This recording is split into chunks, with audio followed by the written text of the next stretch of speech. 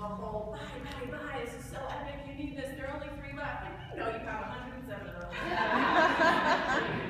So we're going to talk about authentically motivating people to spend money that they're going to be happy about spending, because when they are remorseful, it will show in their online comments about you and your business, right? We don't want that. So we're going to go through e-product ideas, both standard and non-traditional ones, and then we're going to hone in on developing workshops, books, and courses, okay? So let's keep it moving. First thing, I'm going to tell you, I think this is page 2. Yeah. All right, is your product pyramid. And this is a little bit different, I would imagine.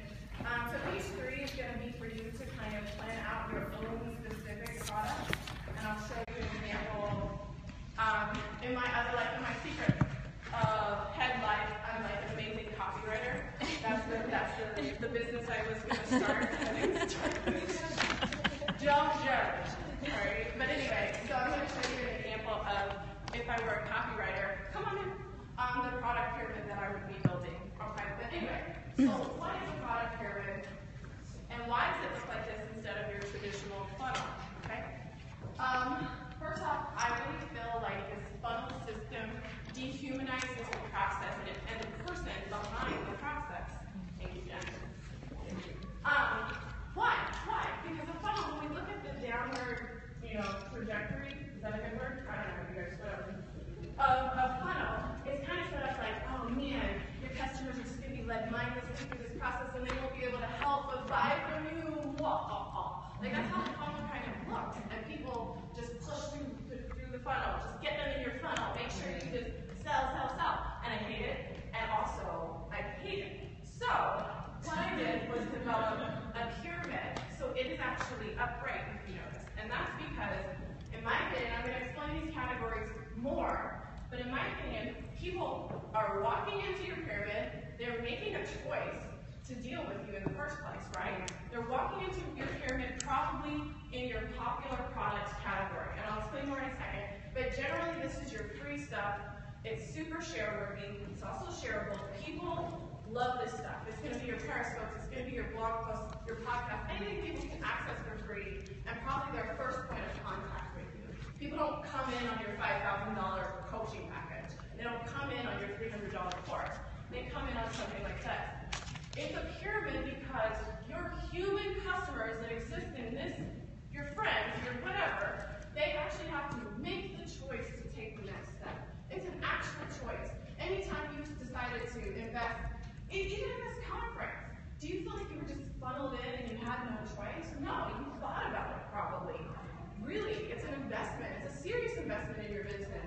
And I don't want us to dehumanize what's happening for our clients when they're saying, okay, now I'm going to spend $10 with her on an ebook. Him or her. Sorry, guys. Sorry. Two of you. Now I'm going to spend $200 on a course. Now I'm going to be in his or her $1,000 coaching class or coaching program, okay? So there's a decision. So that's why it's a pyramid and not a funnel. I want us to humanize the process and humanize the person who's making the decision. What type of person fits each section? Okay, so let's talk about this for a second. Let's see. Actually, okay. So if you guys need me to flip back here anytime, let me know. And I'm sure you guys cannot probably read that, so I'm going to be reading that to you. But anyway, so your popular products, as you can see on your handout, your popular products are going to be one to many. One person to as many people as possible. Blog posts, all that stuff, right? This typically has a longer production time. It takes you longer to create a free email course or a really, really intense blog post than it does to put up a page on your site that's like, now offering services, I'll consult you for $100 an hour. Sign up. That's a very short process. A popular product takes you some time. It's an investment of your time, right? So one to many, longer production time. It's all free, typically. These are resources that are very accessible, very, very shareable, and share-worthy, okay? So who is that for? That is for a very beginner audience. That's for people, and I left this green sheet blank, or if it's not green, y'all, it's page 2, so that you can write some notes both about who is the best fit for this area, but also product ideas when we talk product ideas for those sections in just a second. But anyway, people with a slight interest in your topic or skills, people who are still filling you out.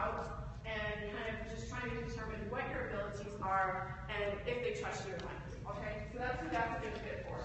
So that means when you're thinking about all of your product offering, and I use product to mean both free and paid things, just things that you invest a lot of time in.